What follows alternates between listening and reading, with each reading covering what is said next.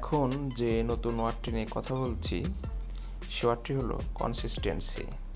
Consistency ওয়ার্ডটি বিভিন্ন ক্ষেত্রে ব্যবহৃত হয়। আসলে এই শব্দের বাংলা কি এটা অনেকেই জানে না। তো ভিউয়ার্স, এই ভিডিওতে আমি কনসিস্টেন্সি শব্দটি নিয়ে বিস্তারিত আলোচনা করছি। তো চলুন শুরুতে একটি সেন্টেন্স দেখে নেওয়া যাক।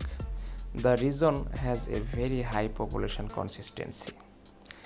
অর্থাৎ এই অঞ্চলের জনসংখ্যার ঘনত্ব খুব বেশি। আশা করি আপনারা কনসিস্টেন্সি শব্দের বাংলা বুঝতে পারছেন। চলুন সিনোনিম বা সমার্থক শব্দগুলো দেখা যাক। Density, solidity, thickness, consistence, firmness, closeness, dimension, volume. Consistency শব্দের বাংলা আক্ষরিক অর্থ দ্বারাই ঘনত্ব, নিবিড়তা, ঘনতা, জনকীর্ণতা, ঘনিমা, ঘনাঙ্ক।